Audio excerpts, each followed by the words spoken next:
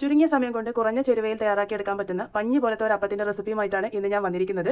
വളരെ രുചികരമായിട്ടുള്ള ഈ ഒരു പലഹാരം 4 മണി പലഹാരമായിട്ടും കുട്ടികളുടെ സ്നാക്സ് ബോക്സിലും ഒക്കെ കൊടുത്തുവിടാൻ പറ്റിയതാണ്. വളരെ സോഫ്റ്റ് ആയിട്ടും നല്ല പഞ്ഞി പോലെയാണ് നമ്മുടെ ഈ ഒരു അപ്പം കിട്ടുക. അപ്പോൾ ഇതെങ്ങനെയാണ് ഉണ്ടാക്കുന്നതെന്നൊക്കെ നമുക്കൊന്ന് നോക്കിയിട്ട് വരാം. എല്ലാവർക്കും റെസിപ്പീസ് ബൈ രേവതിയുടെ ഒരു പുതിയ എപ്പിസോഡിലേക്ക് സ്വാഗതം. അപ്പോൾ ഇതിനായിട്ട് ഞാനിവിടെ 3 മുട്ടയാണ് എടുത്തിരിക്കുന്നത്. ഇതാദ്യം നമുക്ക് മിക്സറിന്റെ വലിയ ജാറിലോട്ടേക്ക് പൊട്ടിച്ചൊഴിക്കാം. ഇതിന്റെ കൂടെ തന്നെ 1 കപ്പ് പാലാണ് ചേർത്ത് കൊടുത്തിരിക്കുന്നത്. സാധാരണ റൂം ടെമ്പറേച്ചറിലുള്ള പാലാണ് ഞാൻ എടുത്തിരിക്കുന്നത്. ഇതിലോട്ടേക്ക് ഇനി ചേർക്കാൻ പോകുന്നത് മൈദയാണ്. ഈ മൈദയ്ക്ക് പകരം നിങ്ങൾക്ക് വേണമെങ്കിൽ ഗോതമ്പ് പൊടി ഉപയോഗിക്കാവുന്നതാണ്. പക്ഷേ മൈദ ഉപയോഗിക്കുമ്പോഴാണ് ആ ഒരു ടേസ്റ്റ് വരുന്നത്. അപ്പോൾ ഞാനിപ്പോൾ ഇവിടെ 1 കപ്പ് മൈദ ചേർത്തിട്ടുണ്ട്. അതിന്റെ കൂടെ തന്നെ 2 ടേബിൾ സ്പൂൺ അളവിലും കൂടെ മൈദ ചേർത്തിട്ടുണ്ട്.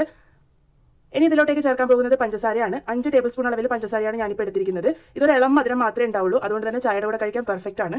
ഇനി ഇതിലോട്ടേക്ക് 1 നുള്ള് ഉപ്പ് ചേർത്ത് കൊടുക്കാം. അതുപോലെ തന്നെ 1/4 ടീസ്പൂൺ അളവിൽ ഏലക്കായ പൊടിച്ചതാണ് ചേർത്ത് കൊടുത്തിരിക്കുന്നത്. നിങ്ങൾക്ക് പഞ്ചസാര ചേർത്ത് പൊടിക്കുന്നതാണെങ്കിൽ ഏകദേശം 1/2 ടീസ്പൂണോളൊക്കെ ചേർത്ത് കൊടുക്കാം. ഇനി എല്ലാം കൂടെ ആദ്യം നമുക്കൊന്ന് ഇളക്കി യോജിപ്പിച്ച് കൊടുക്കാം. അതിനുശേഷം നമുക്കിത് നല്ല സ്മൂത്ത് ആയിട്ട് ഒന്ന് അരച്ചെടുത്തിട്ട് വരാം. അപ്പോൾ ഞാനിപ്പോൾ നല്ല സ്മൂത്ത് ആയിട്ട് തന്നെ നമ്മുടെ ബാറ്റർ അരച്ചെടുത്തിട്ടുണ്ട്. ഇനി ഇതിലോട്ടേക്ക് ചേർക്കാൻ പോകുന്നത് 4.5 ടേബിൾ സ്പൂൺ അളവിൽ റവയാണ്. നിങ്ങൾക്ക് വറുത്തതോ വറക്കാത്തതോ ആയിട്ടുള്ള റവ ചേർത്ത് കൊടുക്കാവുന്നതാണ്.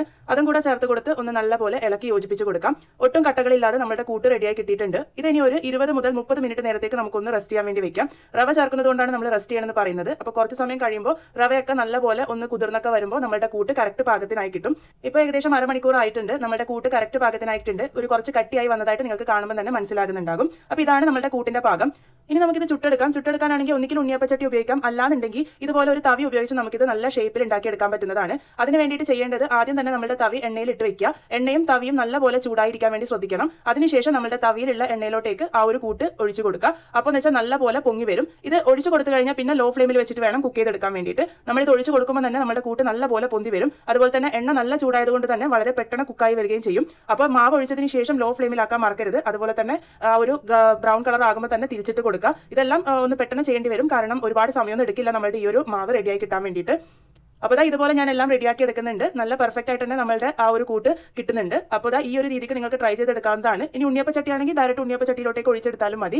അപ്പോൾ ഇതുപോലെ നമുക്ക് എല്ലാം റെഡിയാക്കി എടുക്കാം. 2 ഭാഗവും നല്ലൊരു ഗോൾഡൻ ബ്രൗൺ കളർ ആകുന്നത് വരെയാണ് കുക്ക് ചെയ്തെടുക്കേണ്ടത്. ഒരുപാട് സമയമൊന്നും എടുക്കാതെ വളരെ പെട്ടെന്ന് റെഡിയാകുന്ന ഒരു സ്നാക്കാണ്. അപ്പോൾ ഇതുപോലെ 2 ഭാഗവും നല്ലൊരു ഗോൾഡൻ ബ്രൗൺ കളർ ആകുമ്പോൾ നമുക്ക് ഇത് എണ്ണയിൽ നിന്നും കോരിയെടുക്കാം. ഒട്ടും തന്നെ എണ്ണയൊന്നും കുടിക്കുകയോ അങ്ങനെയൊന്നും ചെയ്യില്ല. അതുപോലെ തന്നെ വളരെ ലൈറ്റ് ആയിട്ടാണ് നമ്മുടെ ഈ ഒരു അപ്പം ഉണ്ടാകുക. അതുകൊണ്ട് തന്നെ എത്ര കഴിച്ചാലും നമ്മുടെ വയർ അങ്ങനെ നിറഞ്ഞു പോകുന്നില്ല. അപ്പോൾ നമ്മുടെ വളരെ സോഫ്റ്റ് ആയിട്ടുള്ള നല്ല പെർഫെക്റ്റ് ആയിട്ടുള്ള അപ്പം ഇവിടെ റെഡി ആയിട്ടുണ്ട്. വളരെ ചുരുങ്ങിയ സമയം കൊണ്ട് വളരെ കുറഞ്ഞ ചേരുവയിലാണ് നമ്മൾ ഇത് ഉണ്ടാക്കിയിരിക്കുന്നത്. നല്ല സോഫ്റ്റ് ആയിട്ടാണ് നമ്മുടെ ഈ ഒരു അപ്പം നമുക്ക് കിട്ടുക. അപ്പോൾ എല്ലാവരും ഈ ഒരു റെസിപ്പി എന്തായാലും ട്രൈ ചെയ്ത് നോക്കുക. ട്രൈ ചെയ്തതിന് ശേഷം ഫീഡ്ബാക്സ് കമന്റ് ബോക്സ് വഴി പറയാൻ വേണ്ടി മറക്കരുത്. വീഡിയോ ഇഷ്ടമായ ലൈക്ക് ചെയ്യാനും ഷെയർ ചെയ്യാനും സബ്സ്ക്രൈബ് ചെയ്ത് സപ്പോർട്ട് ചെയ്യാനും മറക്കരുത്. അപ്പോൾ വീണ്ടും ഒരു നല്ല റെസിപ്പിയുമായി വളരെ പെട്ടെന്ന് തന്നെ കാണാം.